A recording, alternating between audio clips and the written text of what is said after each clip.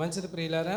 అయితే మరి ఈరోజు ఆ యొక్క స్వాతంత్రమును గురించి కొన్ని విషయాలు మరి మనము తెలుసుకుందాం. అంటే బైబిల్లో కాకుండా బయట అయితే మీరు చాలా విషయాలు మీరు వినుంటారు స్వాతంత్ర దినోత్సవం గురించి.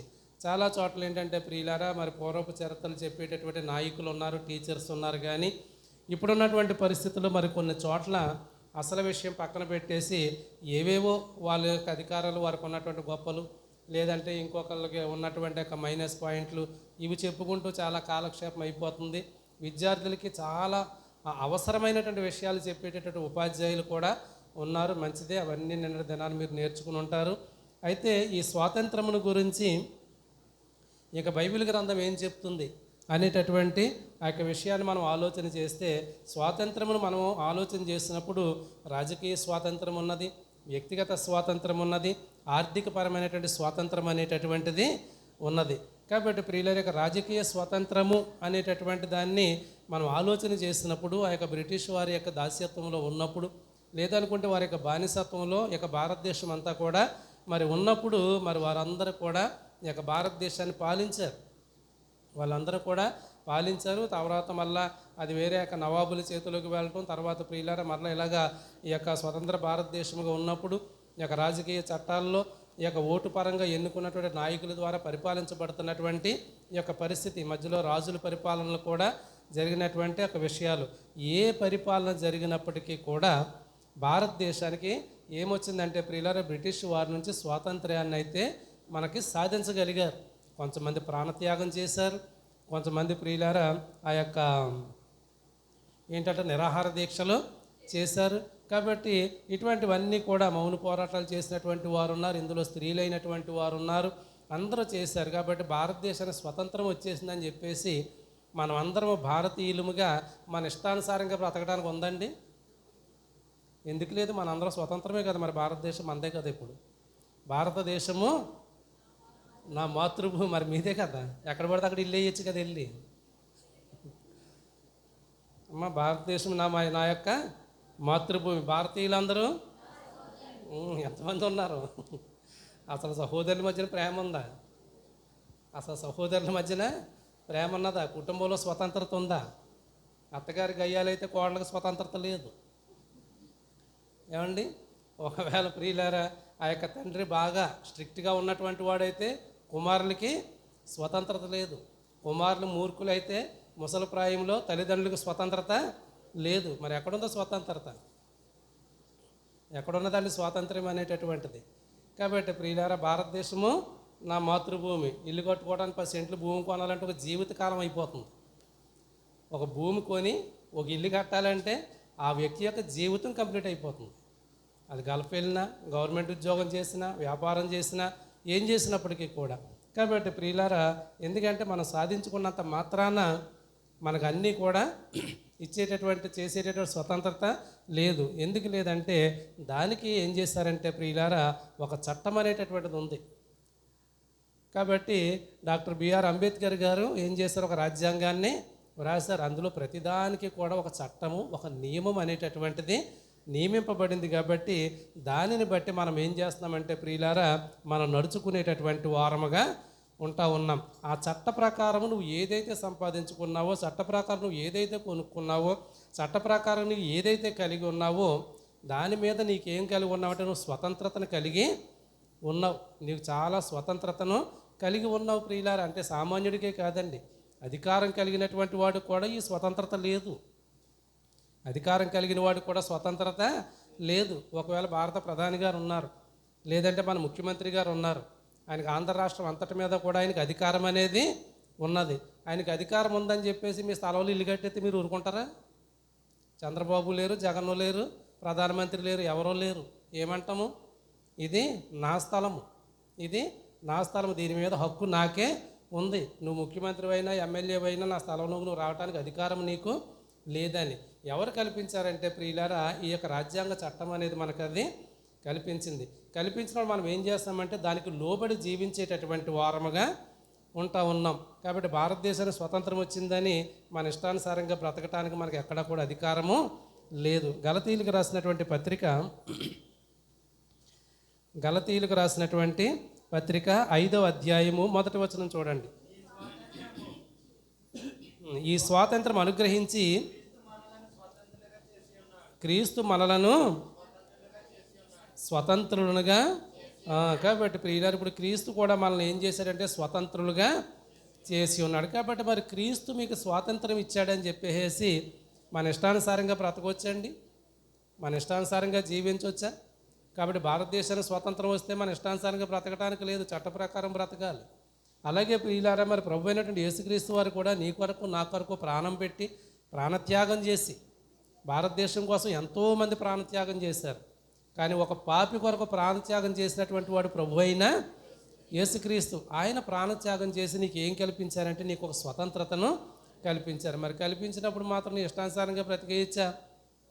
బ్రతకూడదు. ఎందుకంటే ప్రియులారా అంతకంటే చక్కనైనటువంటి చట్టాన్ని దేవుడు మనకు బైబిల్ రూపంలో ఇచ్చారు. దీన్నే ధర్మశాస్త్రం అన్నారు. దీన్ని ఏమన్నారు? ధర్మశాస్త్రం. ఈ ధర్మశాస్త్ర చట్టము ప్రకారము అందరము కూడా ప్రియులారా మనం జీవించవలసినటువంటి వారమై ఉన్నాం. కాబట్టి లోక సంబంధమైనటువంటి చట్టానికి విరుద్ధంగా నువ్వు జీవిస్తే జైలుకి పోతావు, విరుద్ధంగా నువ్వు మాట్లాడితే జైలుకి వెళ్ళిపోతావు. కాబట్టి ప్రియులారా ఒక అధికారిని మనం దూషించడానికి లేదు, దూషించకూడదు కూడా, ఉన్నా కూడా దూషించకూడదు. కాబట్టి ఇటువంటి విషయాలన్నీ కూడా మనం ఆలోచన చేసినప్పుడు అయితే ప్రియులారా మరి ఎక్కడున్నటువంటి విషయాల్లో దేవుడిచ్చినటువంటి స్వాతంత్ర్యాన్ని చాలామంది ఏం చేస్తున్నారంటే ప్రియులారా నిరుపయోగం చేసేటటువంటి వారిగా ఉంటా ఉన్నారు. కాబట్టి మరి భారతదేశ చట్టాన్ని నిరుపయోగం చేస్తే ఎలాంటి శిక్ష ఉందో, దేవుడిచ్చినటువంటి చట్టాన్ని కూడా నీవు గనక దాన్ని సరిగా నువ్వు పాటించలేనటువంటి వాడుగా ఉంటే ఆ యొక్క దేవుని రాజ్యంలో లేదంటే రెండవ రాకడలో లేదంటే తీర్పు దినాన నీకు కూడా ఏముంటుందంటే ఒక శిక్ష అనేటటువంటిది ఉంటుందన్నమాట. అప్పుడు అక్కడ అడుగుతారు, ఇదిగో ఈ చట్టాన్ని ఉల్లంఘించి నువ్వు ఈ రకంగా ప్రవర్తించావు కాబట్టి, అంటే దేవుని యొక్క మాటను నువ్వు పట్టించుకోకుండా నువ్వు తిరిగాడావు కాబట్టి నీకు ఇటువంటి శిక్ష ఉంటుందని అక్కడ చెప్తారు. కాబట్టి మీరు స్థిరముగా నిలిచి మరలా దాస్యమును కాడి క్రింద చిక్కు కొనకుడి. దేవునికి స్తోత్రం, హల్లెలూయా. కాబట్టి దేవుడు నీకు స్వతంత్రతను ఇచ్చాడు. కాబట్టి మీరు ఏం చేయాలంటే స్థిరంగా నిలబడి మళ్ళీ దాస్యంలోకి మీరు వెళ్ళకండి. ఎవడైనా చిన్న చిన్న చిల్లర దొంగతనాలు చేసేటటువంటి వాడు ఉన్నాడు అనుకోండి, పెద్దోడిని అయితే అలాగే వదిలిపెట్టడం లోపలేస్తారు. ఆ యొక్క చిన్న చిన్న అల్లర్లు లేదంటే పిల్లలు ఏదైనా కాలేజీల్లో కొట్టుకుని ఈ ర్యాష్ డ్రైవింగ్ చేసేటటువంటి పిల్లల్ని ఇటువంటి వారిని మరి పోలీసు వారు పట్టుకుని ఆపారనుకోండి, ఆపిన తర్వాత పెద్దలకు చెప్తున్నారు, తల్లిదండ్రులకు లేకపోతే గ్రామ నాయకులకో చెప్తున్నారు. అన్నీ అయిపోయి వాడు వెళ్ళిపోయేటప్పుడు ఆ ఎస్ఐ గారు కానిస్టేబుల్ గారు ఏం చెప్తారు, ఇదిగో మళ్ళీ ఇంకోసారి కనపడ్డావంటే ఈసారి ఇంకా గట్టిగా నీకు వార్నింగ్ ఉంటుంది అనేటటువంటి ఆ యొక్క మాట చెప్పి ఏమంటారంటే, ఇదిగో ఇంకెప్పుడు కూడా మళ్ళీ స్పీడ్ డ్రైవింగ్ చేయకరా, ఇంకెప్పుడు ఇటువంటి చిల్లర కొట్లాటలకు మీరు వెళ్ళకండి, ఇంకెప్పుడు ఇటువంటి చిల్లర దొంగతనాలకే వెళ్ళకండి. కాబట్టి ఈసారి వెళ్ళావంటే నీకు పనిష్మెంట్ చాలా బలంగా ఉంటుందని ఒక వార్నింగ్ అనేటటువంటిది వాళ్ళు ఇస్తారన్నమాట.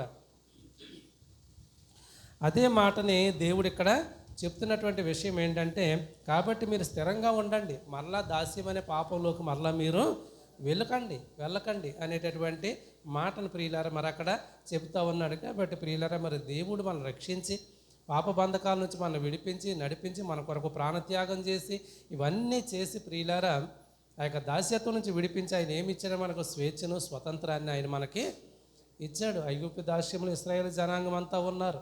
లేదనుకుంటే ప్రియులార యొక్క ఫరో యొక్క దాస్యంలో కూడా మరి వాళ్ళు ఉన్నారు. ఉన్నటువంటి యొక్క పరిస్థితి నుంచి ప్రియులార అటువంటి సమయంలో అంత గొప్ప నాయకుడు ఎవరు లేకపోయినా మోషే అడిగినా కూడా ఎన్నిసార్లు అయినా వారు వినిపించుకోకపోయినప్పటికీ కూడా ప్రియులారా దేవుని యొక్క కృపను బట్టి దేవుని యొక్క బలమును బట్టి దేవుడు ఏం చేశాడంటే ఆ యొక్క దాస్యము నుంచి వీళ్ళందరినీ కూడా విడిపించి వీళ్ళకి ఏం చేశాడంటే స్వేచ్ఛను అనుగ్రహించాడు. అనుగ్రహించిన తర్వాత వీళ్ళు ఏం చేశారు? దేవుడికి లోబడ్డారా? లోబడలేదు. మరి ఎవరికి లోబడతారు వీళ్ళు?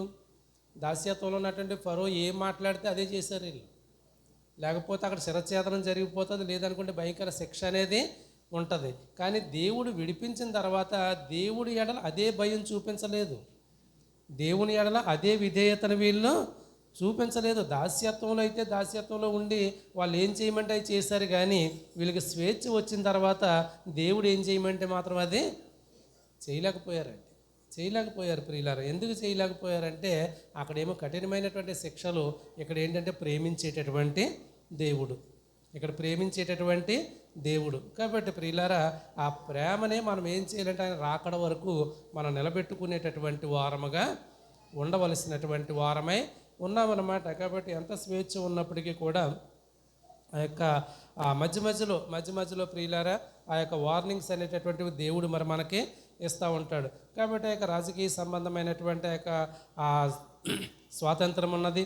వ్యక్తిగతమైనటువంటి స్వాతంత్రం అంటే అది మన ఇష్టానుసారమైనటువంటి స్వాతంత్రం. అంటే నీ జీవితాన్ని నువ్వు ఎలా కట్టుకోవాలో నువ్వు ఒక స్వతంత్ర భావాలు కలిగిన వాడవుగా, స్వతంత్ర భావాలు కలిగిన దానవుగా నీవు ఉండాలి. నీ కుటుంబాన్ని నువ్వు ఎలా కట్టుకోవాలి, నీ జీవితాన్ని నువ్వు ఎలా కట్టుకోవాలి, లేదంటే నీ సంఘాన్ని నువ్వు ఎలా కట్టుకోవాలని దాని మీద మనం ఏం కలిగి ఉండాలంటే ప్రియులారా కొన్ని స్వతంత్ర భావాలు మనం కలిగిన వారముగా ఉండాలి. అంతేగాని ఎవరేం చెప్తే అది వినేవారముగా ఉండకూడదు. విన్నా కూడా అవన్నీ బేరీజు చేసుకుని నువ్వు ఒక ఆలోచనలోనికి రావాలి. నీ గురించి నీకంటూ ఒక వ్యక్తిగతమైన స్వాతంత్రం ఉందా లేదా? ఉంది. నీ వ్యక్తిగత జీవితాన్ని గురించి నీకు ఒక స్వాతంత్రం అనేది ఉంది. అలాగని చెప్పేసి నీ వ్యక్తిగతమైన జీవితాన్ని నీ ఇష్టానుసారంగా కూడా బ్రతకూడదు. సమాజానికి ఇష్టమైన రీతుల్లో మనం బ్రతికే వారముగా ఉండాలి. దేవునికి ఇష్టమైనటువంటి రీతుల్లో మనం బ్రతికేటటువంటి వారముగా ఉండాలి. చాలామందిని ఆ యొక్క యూత్ని ఎందుకురా బాబు ఇలాగ చేస్తున్నామని అన్నామనుకోండి, ఏమంటాడంటే నా బ్రతుకు నా ఇష్టం. ఏమంటారు వాళ్ళు? నా బ్రతుకు నా ఇష్టం. నీ బ్రతుకు నీ ఇష్టమే, మనం కాదాను. కానీ పెద్దవాళ్ళుగా మనం ఏం చెప్తుంటే ఒక సలహా మాత్రమే వాళ్ళకి చెప్తాం. ఎందుకు రాని అయినా డబ్బులు ఇలా ఖర్చు పెట్టుకుంటున్నారు అని అన్నామనుకోండి, నా డబ్బులు నా ఇష్టం, నా కష్టార్జితం నా ఇష్టం. నీ కష్టార్జితమే, మేము కాదన్నామా? నీ కష్టార్జితాన్ని మేము కాదన్నామా? నేను ఇందాక చెప్పినటువంటి పాయింట్లు అదొకటి మర్చిపోయాను. చాలామందికి డబ్బులు దాచుకోండి అంటే కోపం వచ్చేసి నాకు శత్రువులు అయిపోయారు. చాలామంది ఏమైపోయారు, డబ్బులు దాచుకోండి అని చెప్పినందుకు నాకు శత్రువులు అయిపోయారు అనమాట. వాళ్ళే పంపిపోదన్నా శత్రువులు అయిపోయారు, పొందుకున్నవాడన్నా శత్రువు అయిపోయాడు. ఏదో ఒక రకంగా ఏమైనా పర్వాలేదు, నేను దేవుడికి మిత్రుడిగా ఉంటే సరిపోద్ది. దేవుడికి మిత్రుడిగా ఉంటే సరిపోతుంది. ఎందుకంటే ప్రియులారా మరి దాచుకోవాలి. అందుకే దేవుడు అంటాడు, చిన్న జీవి అయినటువంటి చీమలను చూసి మీరు నేర్చుకోండి అని. ఎంత చక్కని మాట అండి బైబిల్ గ్రంథంలో. చీమలను చూసి నేర్చుకోవాలటండి. చీమలను చూసి నేర్చుకుంటే ప్రియులారా దాచుకోవటం ఏంటో తెలుస్తుంది. అలాంటి ఉత్తమమైనటువంటి యవనస్తులు కూడా ఉన్నారు. చక్కగా వెళ్ళి గల్ఫ్ దేశం వెళ్ళి ఏమీ లేకుండా అలాగే ఆ ఖర్చు పెట్టేసుకున్నటువంటి వాళ్ళు ఉన్నారు. వెళ్ళి చక్కని గృహాలు కట్టుకున్నటువంటి యవనస్తులు కూడా ఉన్నారు ప్రియులారా, లేకపోలేదు. కాబట్టి ఒక బాధ్యతలు కలిగినటువంటి వారముగా ఉండాలి. అంతేగాని వ్యక్తిగతమైనటువంటి స్వేచ్ఛ ఉందని ఇష్టానుసారంగా తిరిగేస్తే, ఇష్టానుసారమైనటువంటి విధానాల్లో మనం వెళ్తే ఒకటి ప్రియులారా ఆర్థికంగా పాడైపోతాం, రెండోది ఆరోగ్యపరంగా పాడైపోయేటటువంటి పరిస్థితి ఉంటుందన్నమాట. ఆరోగ్యపరమైనటువంటి పరిస్థితి ఉంటుంది. కాబట్టి ఇటువంటి యొక్క విషయాల్లో మరి మనము చాలా జాగ్రత్త కలిగి ఉండాలి. ఆర్థిక స్వాతంత్రం అంటే నువ్వు సంపాదించుకున్నటువంటి బ్యాంకు బ్యాలెన్స్ మీద నీకే స్వతంత్రత అనేటటువంటిది ఉంటుంది. ఉన్నప్పుడు ప్రియులారా దాన్ని కూడా బ్యాలెన్స్ చేసుకోవాలన్నమాట. ఒక కుటుంబం ఉన్నదంటే ఒక భార్యాభర్త సంపాదించినటువంటి దాని మీద వాళ్ళిద్దరికి అధికారం ఉంది. కానీ ఇద్దరికి అధికారం ఉన్నప్పుడు సంపాదించినటువంటి వాళ్ళు ఇదిగో నేను కాబట్టి నాకే స్వతంత్రత ఉన్నది అనేటటువంటి విషయంలో కూడా ఉండకూడదు అనమాట. ఇవన్నీ కూడా చాలా జాగ్రత్త కలిగి ఉండాలి. కొన్ని చోట్ల ఎలా ఉంటుందంటే సంపాదించి కష్టపడే వాళ్ళు వేరు, స్వతంత్రంగా పెత్తనం చేసే వాళ్ళు వేరు. ఇది ఇంకా భయంకరమైన విషయం. ఇది కుటుంబాల్లో కష్టమేమో ఒకరిది, పెత్తనమేమో ఇంకొకరిది. ఇది అసలు సరైన విధానము కాదు ప్రియులారు. ఎందుకంటే నేర్చుకోవాలి. కాబట్టి అవి నేర్చుకోవాలి, అది నేర్పాలి కూడా. ఎందుకంటే ప్రియులారా ఈ యొక్క భారతదేశ స్వతంత్ర భారతదేశంలో ఉన్నటువంటి హక్కుల్లో చాలా హక్కులు ఉన్నాయన్నమాట. మనం మాట్లాడే హక్కు ఉన్నది, సంపాదించుకునే హక్కు ఉన్నది, చాలా రకరకాలు. ఇవన్నీ ఇప్పుడు మేము మర్చిపోయాం. చిన్నప్పుడు హై స్కూల్లో అయితే మొత్తం అన్నీ కూడా పట్టించేసేవారు. ఇప్పుడు మీకు కూడా తెలుసు, మత స్వాతంత్రపు హక్కు, వాక్ స్వాతంత్రపు హక్కు, ఇవన్నీ కూడా సమానత్వపు హక్కు, ఇవన్నీ కూడా ఉన్నాయి. కాబట్టి అవన్నీ కూడా మనం పొందుకునేటటువంటి అధికారాన్ని దేవుడు మనకి అనుగ్రహించారు. అయితే ఇక్కడ ఉన్నటువంటి విషయాల్లో ప్రియులారా ఆర్థికపరమైనటువంటి స్వాతంత్ర విషయంలో కూడా మనం ఏం కలిగి ఉండాలంటే చాలా జాగ్రత్తను కలిగినటువంటి వారముగా ఉండాలి. అంతేగాని ఇది నా డబ్బులు నా ఇష్టము అని అనుకుంటే ప్రియులారా అది ఓకే, నిలబెట్టుకుంటే మంచిదే. పాడు చేసుకుంటే ఎవరికి నష్టము? సలహా చెప్పినోడికి నష్టమా, లేకపోతే పాడు చేసుకున్నవాడికి నష్టమా? పాడు చేసుకున్న వాడికే నష్టం అండి. సలహా చెప్పినటువంటి వాడు బాగానే ఉంటాడు. అంతా అయిపోయిన తర్వాత అప్పుడు అంటారు, ఆ రోజు మీరు చెప్పారు కానీ మేము వినలేదండి అని. అప్పుడు విన్నా కూడా ఉపయోగం అనేది ఉండదు. అప్పుడు విన్నా ఉపయోగం ఉండదు. కాబట్టి ఇప్పుడు చూడండి, యోహాను సువార్త 8వ అధ్యాయం 32వ వచనం. అప్పుడు సత్యము మిమ్మల్ని స్వతంత్రులుగా చేయునని చెప్పగా వారు, మేము అబ్రహాము సంతానము, మేము ఎన్నడూను ఎవరికి దాసులమై ఉండలేదే, మీరు స్వతంత్రులుగా చేయబడుదురని ఎలా చెప్పుచున్నావని ఆయనతో అనిరి. దేవునికి స్తోత్రం, హల్లెలూయా. కాబట్టి ప్రియులారా, మరి ఇక్కడ ఈ యొక్క యోహాను భక్తుడు రాసినటువంటి యొక్క మాటను మనం చూస్తే, ప్రభు అయినటువంటి యేసుక్రీస్తు వారు చెప్పినటువంటి ఆ యొక్క విషయాలను బట్టి చూస్తే 31వ వచనంలో, అది 32లో, అప్పుడు సత్యం మిమ్మల్ని స్వతంత్రులుగా చేయునని చెప్పాడట. అప్పుడు అనగా ఇప్పుడు 31వ వచనం చదవండి. యేసుక్రీస్తు బ్రతుకున్నప్పుడు, కాబట్టి యేసు తనను నమ్మిన యూదులతో, మీరు నా వాక్యమందు నిలిచిన వారైతే నిజముగా నాకు శిష్యులయుండి సత్యమును గ్రహించెదరు, అప్పుడు సత్యము మిమ్మును. కాబట్టి సత్యం అనగా దేవుని యొక్క వాక్యం, సత్యం అనగా దేవుడు. కాబట్టి ఆ నమ్మిన యూదులతో అంటున్నారన్నమాట, మీరు నా వాక్యమందు నిలిచి ఉంటే, నాకు శిష్యులై మీరు ఉంటే, అప్పుడు ఆ వాక్యాన్ని మీరు గ్రహిస్తారు. ఎప్పుడైతే మీరు వాక్యాన్ని గ్రహించారో, ఎప్పుడైతే ఇది సత్యమని మీరు తెలుసుకున్నారో, అప్పుడు ఆ సత్యం ఏం చేస్తుంది అంటే, ఆ వాక్యం ఏం చేస్తుందంటే మిమ్మల్ని స్వతంత్రులుగా చేస్తుంది. అంతేగాని ప్రియులారా, ఈ యొక్క ఆత్మీయ జీవితాల్లో కూడా ఎవరికి వారమే స్వతంత్రులం కాదు, ఎవరికి వారమే స్వతంత్రం కాదు. అప్పుడు సత్యం మిమ్మల్ని ఏం చేస్తుంది అన్నాడంటే, మిమ్మల్ని స్వతంత్రులుగా చేస్తుంది. అంటే జనం ఏమంటున్నారో చూడండి వాళ్ళు. తర్వాత 33వ వచనం, వారు, మేము అబ్రహాము సంతానము, మేము ఎన్నడూను ఎవరికి మేము దాసులమై ఉండలేదు కదా. వాళ్ళు చెప్తున్నటువంటి మాట, మేము అబ్రహాము సంతానం, మాకు లెక్కేంటి, మేము ఎప్పుడైనా దాసులమై ఉన్నామా, మేము ఎవరి దగ్గరైనా పని చేసామా, ఎప్పుడైనా ఒకరి దగ్గర మేము చేయి చాపామా అని అంటున్నారంటే వీళ్ళు. కాబట్టి ప్రియులారా, మరి చాలామంది చెప్పేటటువంటి విషయం ఇదే. ఏదైనా ఉన్నప్పటికీ కూడా మేము ఏమన్నా ఎవరి దగ్గరైనా చేయి చాపామా, లేకపోతే డబ్బులు ఖర్చు పెట్టుకోవద్దని చెప్తున్నావు, నిన్ను ఎప్పుడైనా అడిగామా మేము అనేవాళ్ళు కూడా ఉన్నారు ప్రియులారా. మరి అటువంటి వారు కూడా ఉంటారు. కానీ దీనికి వాక్యం ఏం చెప్తుందో ఒకసారి చూద్దాం. ఆదికాండము 15వ అధ్యాయము, ఆదికాండము 15వ అధ్యాయము 13వ వచనం.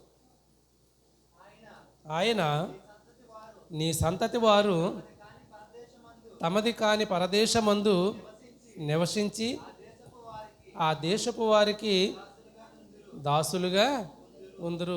కాబట్టి అక్కడ చెప్పాడే లేదా అబ్రహాముతోటి, అక్కడ చెప్పినటువంటి ఆ యొక్క విధానం ఉన్నది. అక్కడ చెప్పినటువంటి యొక్క విషయాన్ని అంతటినీ కూడా వీళ్ళేమో ఎప్పటికైనప్పటికీ కూడా వాళ్ళు పరదేశులుగా నివసించి దేశపు వారికి వాళ్ళు ఎలాగుంటారు, దాసులుగా ఉంటారనేమో ఆయన చెప్తుంటే, ఈ యోహాను సువార్తలకు వచ్చేసరికి వీళ్ళు ఏమంటున్నారంటే, మేము ఎప్పుడు ఎవరికి మేము దాసులుగా మేము ఉండలేదు అంటున్నారు వీళ్ళు.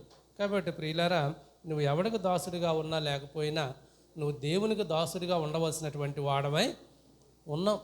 కాబట్టి ప్రియులు, అంత జ్ఞానం కలిగినటువంటి పౌలు కూడా దేవుని దగ్గర దాసుడిగానే ఉన్నాడు. మన జ్ఞానం ఎంత అండి, మన జ్ఞానం ఎంత, మన వివేకం ఎంత, మనకున్నటువంటి అధికారం ఎంత. కాబట్టి వీటన్నిటిని కూడా మరి మనం బేరీ చేసుకున్నప్పుడు పౌలంతటి జ్ఞానవంతులు మనమేమి కాదు.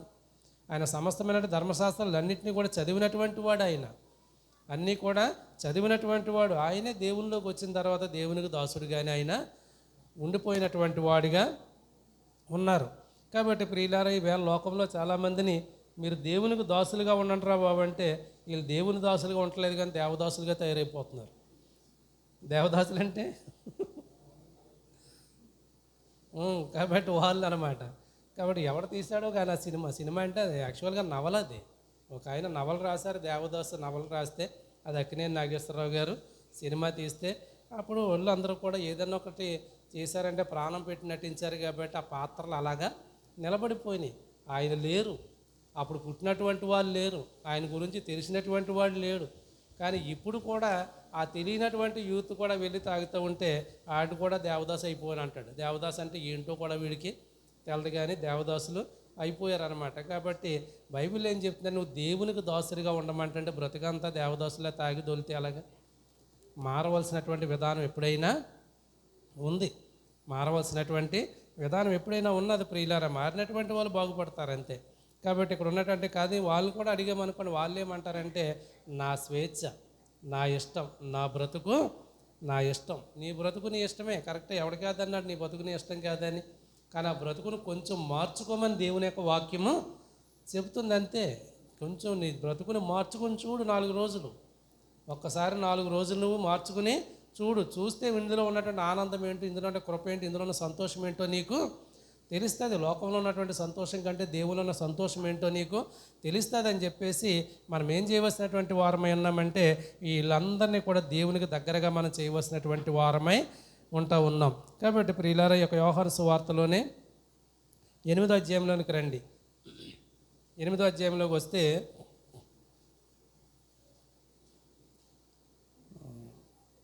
ఇందాక చదువు 33 చదివామా? మేము దాసులమై ఉండలేదే, మీరు స్వతంత్రులుగా చేయబడదని ఎలా చెప్పుచున్నారని ఆయనతో అనిరి. తర్వాత 34 అందుకు యేసు పాపము చేయు ప్రతివాడును పాపమునకు దాసుడని మీతో నిశ్చయముగా చెప్పుచున్నాను. దేవునికి స్తోత్రం, హల్లెలూయా. అంటే వీళ్ళు ఏమంటున్నారంటే మేము అబ్రహాము సంతానము కాబట్టి మేము నీతిమంతుడి సంతానం కాబట్టి మేము అందరం నీతిమంతులుగానే ఉన్నాం అని అనుకుంటున్నారు వీళ్ళు. కానీ ప్రియులారా, ఆ యొక్క తల్లిదండ్రుల యొక్క నీతి కుమారుని మార్చదు, కుమారుని పరలోకానికి తీసుకుని వెళ్ళదు. నీ కుమారుల యొక్క రక్షణ నిన్ను నిత్యరాజ్యానికి తీసుకుని వెళ్ళదు. ఎవరి రక్షణ వాళ్ళదే, ఎవరి నీతి వారి వెంబడే వెళ్తుంది. అంతేగాని నీ నీతి క్రియలను బట్టి నీ కుటుంబంలో ఇంకొకటి రక్షించబడడు. కాబట్టి ఇక్కడ చెప్తున్నటువంటి యొక్క మాట ఏంటంటే ఈయన అన్నాడు, అందుకు యేసు అన్నాడు పాపం చేసే ప్రతివాడు కూడా పాపానికి దాసుడు అని. ఇంకో మాట ఏముంటుంది, ఏ భేదమును లేదు, అందరూ పాపము చేసి దేవుడు అనుగ్రహించే మహిమ పొందలేకపోతున్నారని. అందరం పాపలము ఉన్నాం కాబట్టి అందరము కూడా పాపానికి దాసులముగానే ఆ పాప దాస్యం నుంచి విడిపించటానికే ప్రభువైన యేసుక్రీస్తు వారు మీ కొరకు నా కొరకు ప్రాణం పెట్టినటువంటి దేవుడిగా ఉన్నాడు. కాబట్టి ప్రియులారా, ఇంకో మాట చూడండి, అప్పుడు దాసుడు ఎల్లప్పుడూ ఇంట్లో నివాసము చేయడు, కుమారుడు ఎల్లప్పుడూ నివాసము చేయను. కుమారుడు మిమ్మల్ని స్వతంత్రునిగా చేసిన ఎడల మీరు నిజముగా స్వతంత్రులై ఉందురు. కాబట్టి ప్రియులారా, మరి దాస్యత్వంలో ఉన్నటువంటి మనల్ని దేవుడు ఏమన్నాడంటే ఇక ముందు మిమ్మల్ని దాసులని పిలవక మిమ్మల్ని కుమారులనే పిలుస్తానన్నాడు ఒక చోట, మిమ్మల్ని దాసులని పిలవక మిమ్మల్ని స్నేహితులని పిలుస్తానన్నాడు ఒక చోట. కాబట్టి ప్రియులారా, మరి ఆయన మనల్ని ఎప్పుడు కూడా ఆయన కుమారులుగా ఆయన మనల్ని పిలిచేటటువంటి వాడు ఉన్నాడు. కాబట్టి కుమారుడు అనగా ప్రభు అయిన యేసుక్రీస్తు, ఆయన మనల్ని ఎప్పుడైతే స్వతంత్రులుగా చేశాడో అప్పుడు మాత్రమే మనం నిజమైనటువంటి దేవుల్లో స్వతంత్రులమై ఉంటాం. మీరు అబ్రహాము సంతానమని నాకు తెలియను, అయినను మీలో నా వాక్యమునకు చోటు లేదు గనుక నన్ను చంప వెదకుచున్నారు. దేవునికి స్తోత్రం, హల్లెలూయా. వీళ్ళు గొప్పగా చెప్తున్నారన్నమాట. ఏం చెప్తున్నారు? ఇంటి పేరు చెప్తున్నారు. మా వాళ్ళు అలాగే చెప్పుకునే ఊరి కడిల్లో మా మానకొండోలు సంఘం, మానకొండోలు దెబ్బ, లేదా మానకొండోలు పేట, మానకొండోలు ఎస్టేటు అని. కాబట్టి ప్రియులారా, మేము పలానా వాళ్ళ సంతానం అని చెప్పుకున్నంత మాత్రాన ప్రియులారా నీ ఇంటి పేరుని బట్టి నీకు రక్షణ రాదు, నీ ఇంటి పేరుని బట్టి నీకు స్వతంత్రత రాదు, నీకు స్వతంత్రత రాదు. కాబట్టి ప్రియులారా, అయితే ఈయనకి తెలియదా అబ్రహాము సంతానమని? మేము అబ్రహాము సంతానమని ముందు చెప్పారు, మాలో పాపం లేదన్నారు, కానీ మీ అందరిలో కూడా పాపం ఉందని చెప్పేసి ఇక్కడేమంటున్నాడంటే మీరు అబ్రహాము సంతానమని నాకు తెలుసు. యేసుక్రీస్తు అంటున్నటువంటి మాట ఆయనకు తెలియంది ఏమన్నా ఉందా? మీరు ఎవరి సంతానం ఆయనకు తెలుసు, అయినను మీలో ఏమి లేదంటే వాక్యానికి చోటు లేదు. మరి వాక్యానికి చోటు లేదు, నువ్వు దేవుని కుమారుడు ఎలాగవుతావు? నువ్వు దేవుని కుమారుడు అయితేనే కదా నీకు స్వేచ్ఛనిస్తున్నాడు దేవుడు, నీకు స్వతంత్రతనిస్తున్నాడు దేవుడు. కాబట్టి ప్రియులారా, మరి వాక్యానుసారమైనటువంటి స్వతంత్రతలో కూడా మరి దేవుడు మనకి పాపములన్నీ పరిహరించాడని చెప్పేసి మన ఇష్టానుసారంగా జీవించే అధికారం ఎక్కడ కూడా మరి మనకి లేదు. కృప విస్తరిస్తుందని చెప్పేసి పాపము చేయవలన అనేటటువంటి ఒక మాట పౌలు గారు చెప్తూ ఉంటారు. ఆయన పాపరహితుడైనటువంటి దేవుడు, పాపాన్ని క్షమించడానికి వచ్చినటువంటి దేవుడు. అయినంత మాత్రాన్ని ప్రియులారా, మనకు ఉన్నటువంటి స్వేచ్ఛని స్వతంత్రాన్ని మనం ఉపయోగించుకుని మన ఎదుటి వారిని ఇష్టానుసారంగా మనం ఎప్పుడూ మాట్లాడకూడదండి. మనం ఇష్టానుసారంగా మాట్లాడకూడదు. కాబట్టి ఆ యొక్క నియమాలను అనుసరించి మనం మాట్లాడేటటువంటి వారముగా ఉండాలి. నియమాలను అనుసరించి మనము మాట్లాడేటటువంటి వారముగా ఉండవలసినటువంటి వారమైన ద్వితీయోపదేశకాండం 5వ అధ్యాయము 5వ అధ్యాయము 15వ వచనాన్ని చూడండి. నీవు ఐగుప్తు దేశమందు దాసుడివై ఉన్నప్పుడు నీ దేవుడని యెహోవా బాహుబలము చేతను చాచిన చేతను నిన్ను అక్కడిని రప్పించినని జ్ఞాపకము చేసుకొనుము. ఇది మర్చిపోయాడు మనిషి. ఏం మర్చిపోయాడు? ఆ దాస్యత్వం నుంచి విడిపించినటువంటి దేవుడిని మర్చిపోయారు. కష్టాల నుంచి విడిపించిన దేవుడిని మర్చిపోయారు. రోగాల నుంచి స్వస్థపరిచిన దేవుడిని మర్చిపోయారు. ఆర్థిక ఇబ్బందుల నుంచి ప్రియులారా తీసివేసినటువంటి దేవుడిని మర్చిపోయారు. రప్పించినని జ్ఞాపకం చేసుకో. అందుచేతను విశ్రాంతి దినము ఆచరింపవలనని నీ దేవుడని యెహోవా నీకు ఆజ్ఞాపించెను. దేవునికి స్తోత్రం. ఈ మాట చెప్పండి. ఈరోజు రాలేనటువంటి వాళ్ళందరికీ ధైర్యంగా చెప్పండి. ఎందుకంటే సియోను సంఘం అంటే సువార్త ప్రకటించేటటువంటి సంఘము. ఇది సువార్తను ప్రకటించేటటువంటి సంఘం. సువార్త ముందు మన ఇంట్లోంచి బయలుదేరాలి. ఎక్కడి నుంచి బయలుదేరాలి? కాబట్టి విన్నా వినకపోయినా కూడా వాళ్ళకి చెప్పాలి. ఏమంటున్నాడంటే, ఇదిగో ఈ యొక్క దాస్యత్వం నుంచి రప్పించాను, కానీ అది మీరు మర్చిపోయారు. అది మర్చిపోయారు కాబట్టి వీళ్ళు ఏం మర్చిపోతున్నారు? విశ్రాంతి దినం మనకి ఆదివారాన్ని మర్చిపోతున్నారు. కాబట్టి ఇక్కడ అన్నాడు, అందుచేత విశ్రాంతి దినం ఆచరింపవాలని నీ దేవుడిని యెహోవా నీకు ఆజ్ఞాపించాడు. ఆజ్ఞాపించినటువంటి ఆజ్ఞను మర్చిపోయారు. అది ఎప్పుడు మర్చిపోకూడదు ప్రియులారు. అది ఎప్పుడు మర్చిపోకూడదు. నీకు ఆరోగ్యం ఉన్నంతసేపు మన సంఘంలో చాలామందిని చూస్తున్నాం. వాళ్ళకు ఆరోగ్యం ఉన్నంతసేపు మందిరాలకు రాగలిగారు. ఇంకా ఆ చివరి నిమిషం వరకు రాగలిగారు. ఆ తర్వాత రాలేకపోయారు.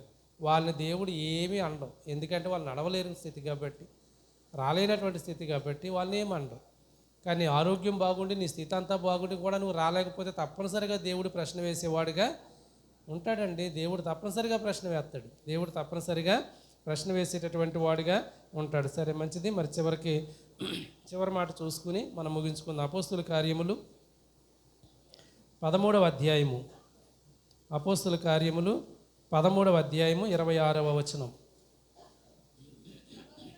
సహోదరులారా, అబ్రహాము వంశస్థులారా, దేవునికి భయపడు వారులారా, ఈ రక్షణ వాక్యము మన యొద్దకు పంపబడి ఉన్నది. దేవునికి స్తోత్రం. హల్లెలూయా. కాబట్టి ప్రియులు ఇక్కడ చెప్తున్నటువంటి మాట ఏంటంటే, సహోదరులారా, అబ్రహాము వంశస్థులారా, దేవునికి భయపడువారు. అసలు అబ్రహాం సంతానం దేవుడు భయం ఉందా? ఇప్పుడు ఉన్నదండి. మనం అందరము అబ్రహాము దేవుడు, ఇస్సాకు దేవుడు, యాకోబు దేవుడు, ఆయన సంతానంగానే మనం ఉన్నాం. చెప్తున్నామంతే. ఏం చెప్తున్నాం? అక్కడ ఏం చెప్పారు? మేము అబ్రహాం సంతానం. మాకు చెప్తున్నారేంటి మీరు ఇంకా? కాబట్టి మేము అబ్రహాం సంతానం కాబట్టి మేము ఈ రకంగానే ఉన్నాం. మేము ఎవరికి దాసులమై ఉండలేదు అని అన్నారు. అప్పుడు తర్వాత వచ్చిన దేవుడు అన్నాడు, ఇదిగో మీరు పాపం చేస్తారంటే మీ పాపానికి దాసులుగా మీరు ఉన్నారని. ఇక్కడ చెప్తున్నాడు, సహోదరులారా, అబ్రహాము వంశస్థులారా, దేవునికి భయపడి వారులారా, ఈ రక్షణ వాక్యం మన యొద్దకు పంపబడి ఉన్నది.